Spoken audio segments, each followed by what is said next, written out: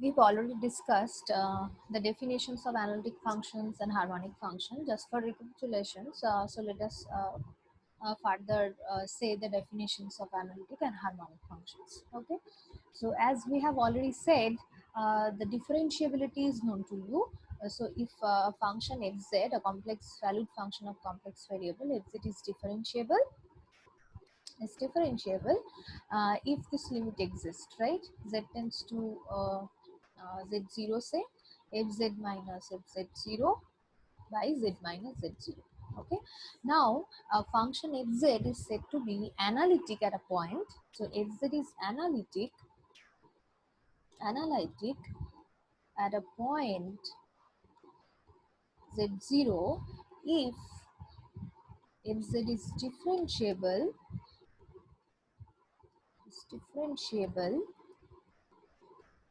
at every point in some neighborhood of in some neighborhood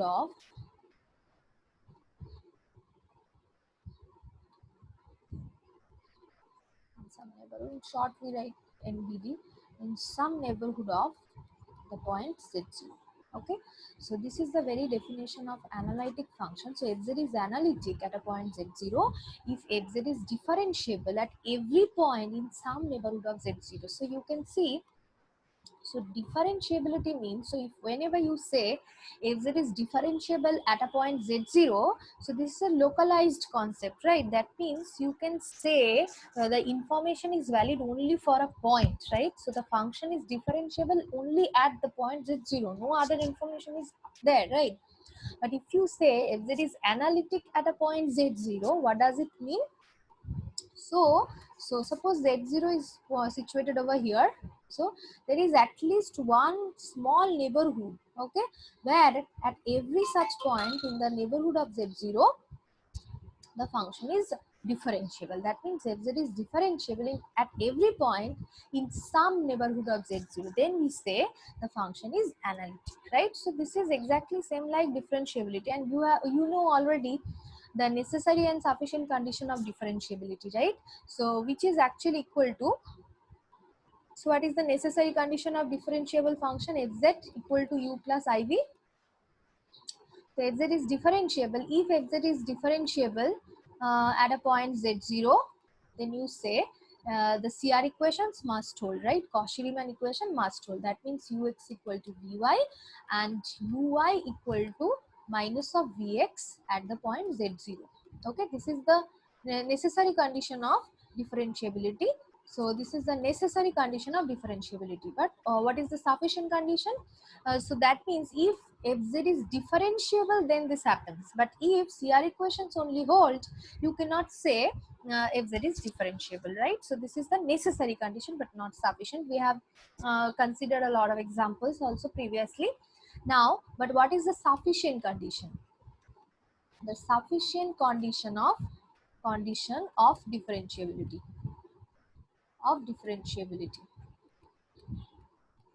So what does it say? So when it becomes sufficient, that means given a function fz equal to u plus iv, where u is the real part and v is the imaginary part, you can say definitely, you can conclude about the differentiability of the function fz when if uv ux uy vx vy, that means first order derivatives are all exists and all are continuous, right? All are continuous, that is the first condition. Okay, and together with that ux equal to vy, that means CR equation holds, uy is equal to minus of vx. Okay, if this happens, okay, at the point at x0 y0, okay, that means uv ux uy vx all are continuous at x0 y0 and CR equations hold at x0 y0, then you can say these two are the sufficient condition. Okay, so this is only the necessary condition. Together with that, if you have continuity, that means all the functions are continuous functions, then we can definitely say, so fz is differentiable. So here we can write differentiable if and only if. That means this is necessary and sufficient condition. That means there we have both way implications. So if fz is differentiable, then these two happens, and if these are all continuous and ux equal to vy, u equal to minus of vx at the point x0, y0, then fz becomes differentiable. Okay, so this is a necessary and sufficient condition. Okay, so necessary and sufficient condition of differentiability. And so you have seen, so analyticity is just the concept of differentiability, but just in a bigger sense. That means if you say z, if z is analytic at the point z0, that means fz is analytic everywhere, fz is differentiable everywhere in the neighborhood of z0, right? So we'll see, so here also the necessary and sufficient condition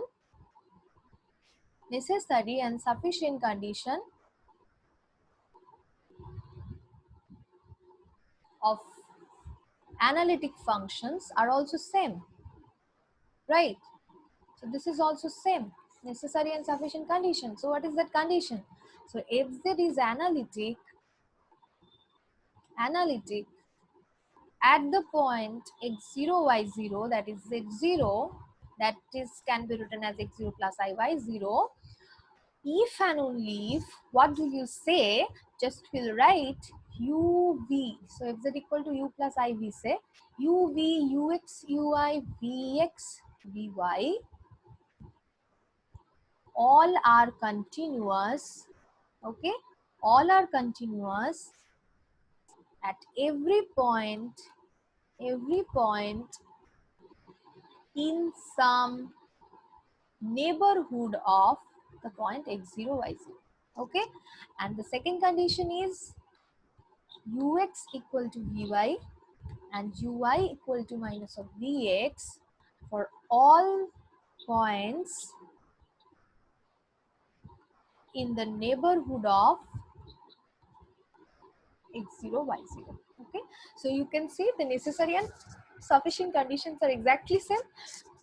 Just we need to see whether it is true at every point in some neighborhood of x0, y0. Okay, so this is about the necessary and sufficient condition of analyticity at a point, right? Now, when do you say a function fz is analytic in a region D? Okay, that means fz is analytic at every point on D. That is, fz is differentiable, isn't it? Differentiable at every point belongs to the region D. Okay, so this is about analyticity, and so let us now consider the definition of harmonic function, right? So what is an harmonic function? So this is a real valued function of real variables, and this is already known to you. So I guess you know the Laplace equation, right? So I can go in the reverse direction also. That means if you consider the Laplace equation for some function, say uxx plus uyy equal to 0. This is the Laplace equation, right? And I can define harmonic function as the solution of actually Laplace equation. That also I can define, right?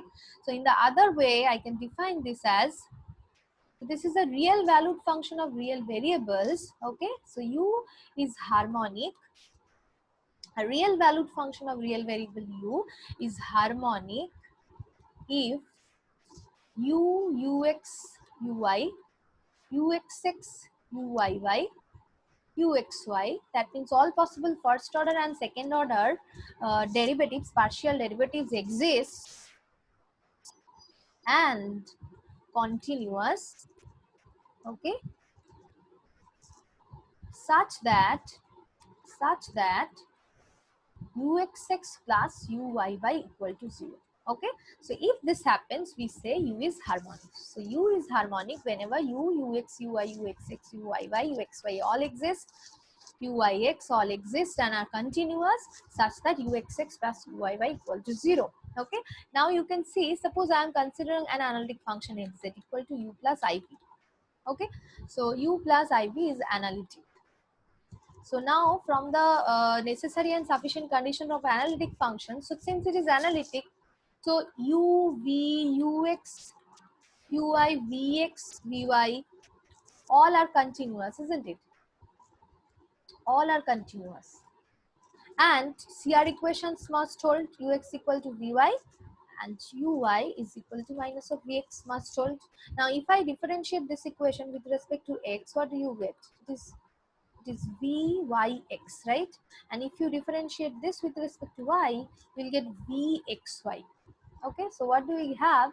So uxx equal to, we are getting vxy, and uyy we are getting minus of vyx, isn't it? Now you see, so these are the two mixed derivatives of v, and they are in general not true, right? In general vxy, so if you just change the order of differentiation, they are in general not same. But since, due to the presence of continuity, right? But since vx, vy, vxy, vyx all are continuous, okay, there is a theorem, all are continuous, okay, since these two are continuous, we have vxy is equal to vyx. Okay, so what do you get over here? So uxx plus uyy is equal to vxy minus of vyx, that is equal to vxy minus of vxy, that is equal to 0. So you can see, so uxx plus uyy is equal to 0. Okay, so if you start with an analytic function, you will see its real part with the condition of the hidden in the analytic function. Okay, the properties of analytic function, you will see its real part. The real part of an analytic function is always harmonic. Okay, u is harmonic. Similarly, you can show that v is also harmonic, like ux equal to vy, right? And uy is equal to minus of vx. Now, if I differentiate this with respect to y, then what do you get? It is also uxy, and vxx equal to minus of uyx. Okay, similarly, uh, the same criteria, the same logic will use over here. That is, u, as it is analytic, right? What does it mean? It's real part and imaginary part. All are continuous, having all possible first order, second order mixed derivatives are all continuous, right? So if uxy and uyx are continuous, if this happens, if they are continuous, then the mixed derivatives are getting the same value. Okay, so in that case we are getting vxx plus vyy also to be 0. So you can see v is harmonic. Okay, so what do you get? So for some analytic function fz is equal to u plus iv is analytic. So for an analytic function, u is harmonic, the real part has to be harmonic, the imaginary part has to be harmonic. Okay, and since they are harmonic, firstly u and v are harmonic functions, and secondly, since f is analytic, ux equal to vy and uy is equal to minus of vx, right? So they satisfy CR equations, right? So that is why we say p is called harmonic conjugate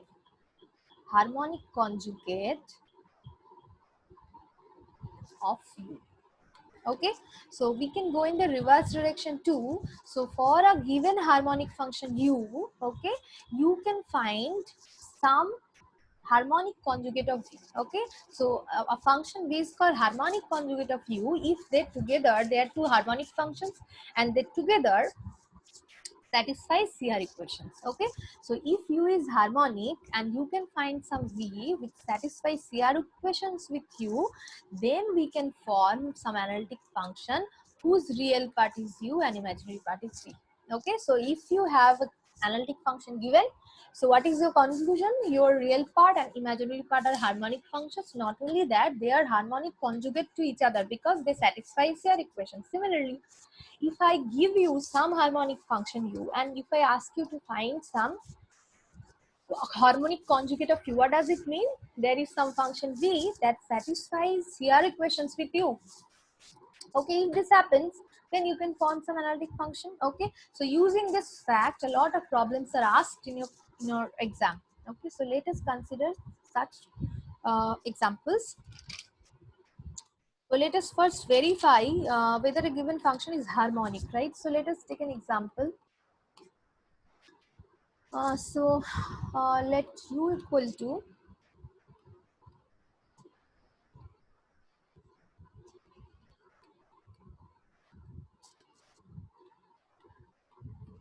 okay, so to check harmonic, whether this function is harmonic, so what do you need to do is you first find ux.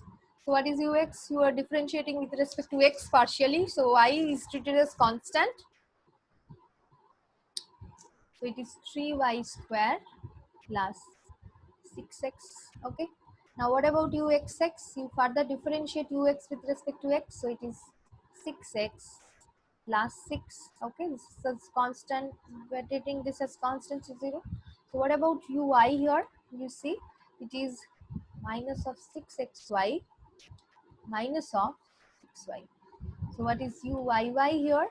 It is minus of 6x minus of 6. Okay, so you can see all are continuous functions, right? Ux, uxx, ui, uiy, all are continuous. So ux, ui, all are polynomial like functions, so they are all continuous. Okay, all are continuous. So not only that, you see, you find uxx plus uyy. What do you get over here? It is 6x plus 6 minus of 6x minus of 6. So it is 0. So our conclusion is U is harmonic. So this is how we find whether it is a harmonic function. So another question arise. So if some function is given to you u, and if I ask you to form some analytic function, right? Okay. So the next question is form the analytic function whose real part is u, the previous u, that is x cube minus 3xy square plus 3x square minus of 3y square plus 1. Okay, so you see, the first question is, for any given u, are you going to get some analytic function? That means, are you going to get some corresponding conjugate harmonic function v? Okay, that is the question. So the answer is actually no. Always you are not going to get some conjugate harmonic function like u. Okay, so let us take another function u1, say, just for example, suppose x square y. Okay, so what is, let us give some other name. Okay, so let us take w. Okay, w equal to x square y. So we have to check whether this is going to form an analytic function, right? So you find wx. What is wx? It is 2xy. What is wxx? It is 2y. It is wy, it is x square, and what is wyy? It is 0. So you see, so they are all continuous functions, but what about wxx plus wyy? You see, this is equal to 2y plus 0, that is 2y, right? So this is not equal to 0. So you can see w is not a harmonic function, right? So here, this is a very good checking, is not a harmonic function, right? And you have already seen, if you have some analytic function fz, suppose fz is the analytic function having w as the real part, and suppose there is some s as the imaginary part, right? Okay, this is analytic only when w and s are harmonic, right? So you can see W is not a harmonic function. So there is no question of analytic function fz, right? So this is a very good check. So if I ask you to form some analytic function given some imaginary part or real part, so we can better to check the harmonic, whether the given function is harmonic. Because if it is harmonic, then only we will go for the finding out the conjugate harmonic and form analytic function. Because otherwise, It is not true, right? Like this function, this cannot be a real or imaginary part of some analytic function. So this cannot form any analytic function. This is my answer, right? Okay. So this cannot be a real part or imaginary part of some analytic function. Okay, now for this question, right?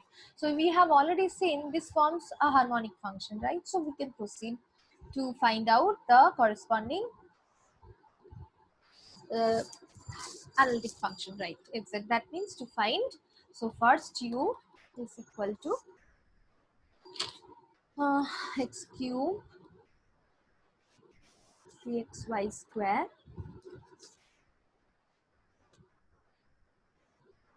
plus 1. Okay, so this is harmonic, u is harmonic, we have already seen. So we can proceed further, right? So how to find? To find v. Now there are two procedures. Firstly, I'll go with the very definition of analytic functions. Next, I'll explain Milne's method for finding out analytic function. Okay. So let us first try with this with the very definition, right? So since u is harmonic, and so we are going to, so we can, since u is harmonic, so we can form some analytic function fz equal to u plus I is analytic. So there is the assurance, right? Okay, because u is harmonic. But if u is not harmonic, then this is not true. We cannot form any analytic function with this u or v. Okay, so let us check ux. So we have already done it. Still, 3y square plus 6x. Okay, so ux, what is uy here? Uy is minus of 6xy minus of 6y, right? Now fz is analytic. So since fz is analytic, implies ux equal to vy and uy is equal to minus of vx. Okay, so u is gone to u, and there is a relation between u and v, right? So that you can get v. So what do you get over here? So what is your v? Y. So vy equal to actually ux. So we have ux over here. So let us write ux. Okay. So now this is differentiated with respect to y, right? So we have to integrate. So to get v, we have to integrate with respect to y. So if we integrate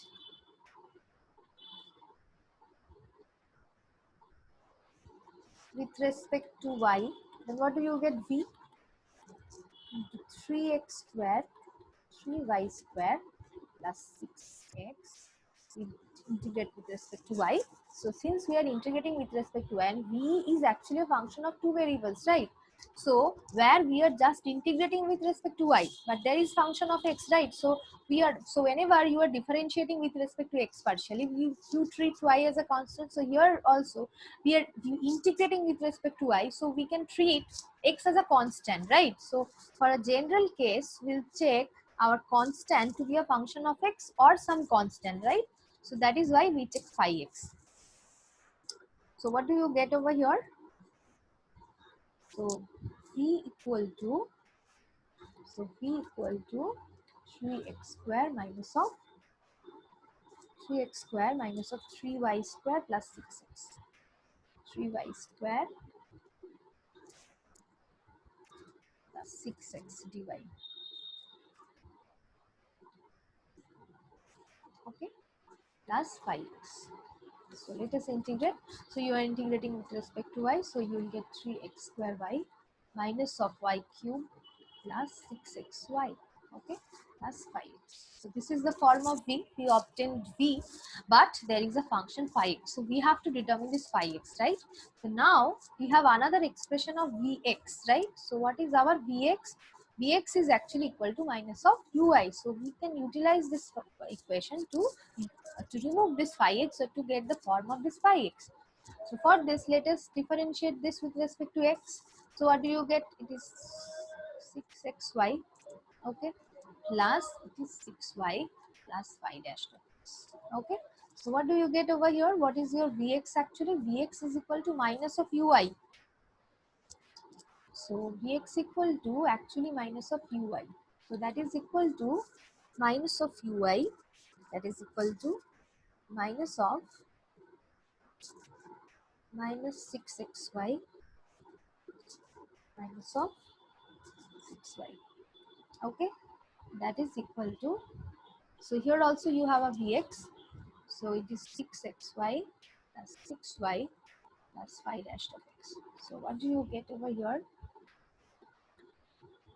So we are getting 6xy plus 6y, well, 6xy plus 6y plus 5 dash of x. So we are getting 5 dash of x equal to 0. So our conclusion is 5 dash of x equal to, so phi of x equal to C, a constant. Okay. So what is our V actually? So we are getting our V as 3x square y minus of y cube plus 6xy plus 6. So we have obtained our V. So what is the function fz? Fz is equal to u plus iv. So this is how we find the analytic function fz. Okay. So another method is there, which is called Milne-Thomson method. So let me explain. Milne-Thomson method. Okay. What is called Milne-Thomson method? So what is the procedure? So suppose Vxy is given. Okay. Suppose if the real part, so Uxy is given. Okay. Is given to be a real part. A real part of some function fz. Okay. Ever find the analytic function fz. That means to find u plus iv. Okay, exactly like the previous one, right? So here also, so what is the method is Dako?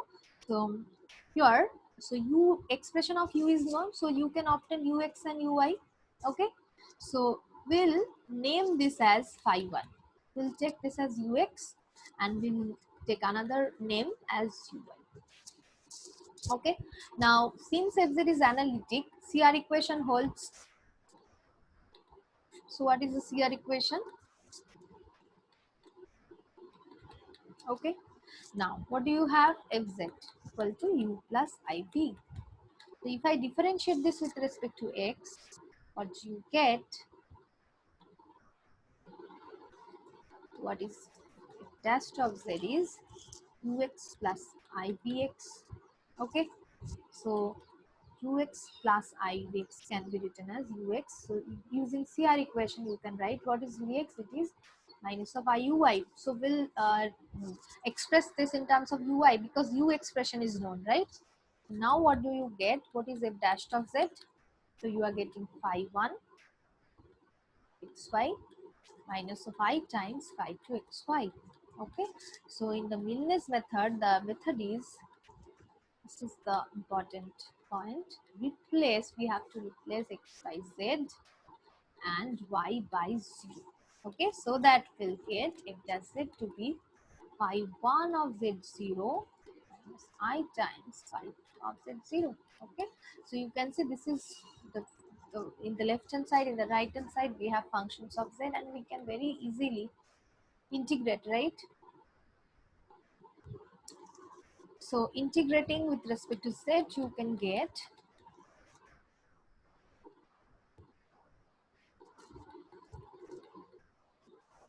the analytic function.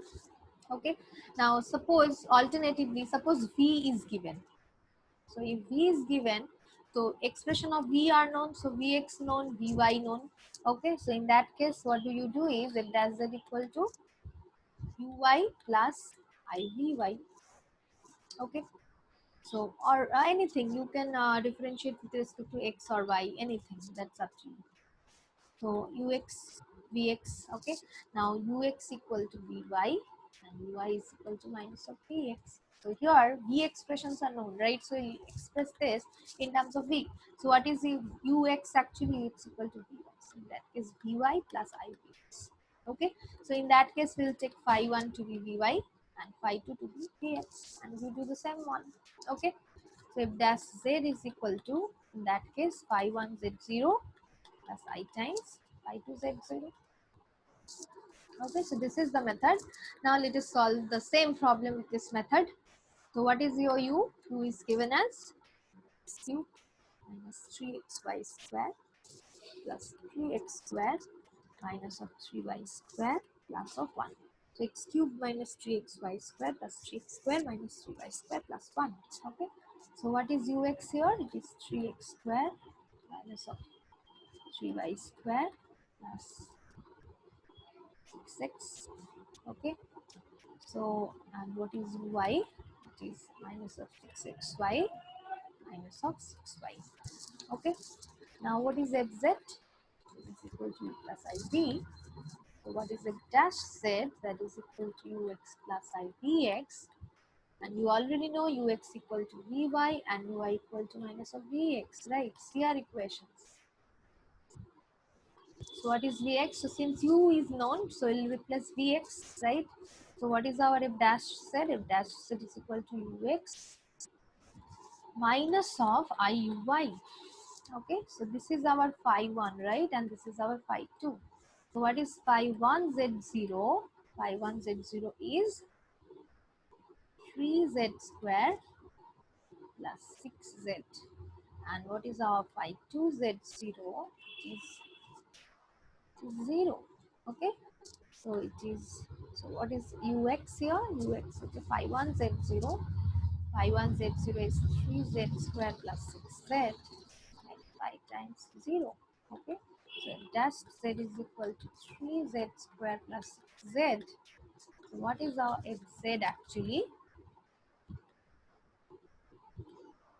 dz plus c, that is equal to z cube plus 3z square plus c. Okay, so this is the analytic function. So this is how we use Miller-Thomson method. Okay. So similarly, you try to find, you try to show that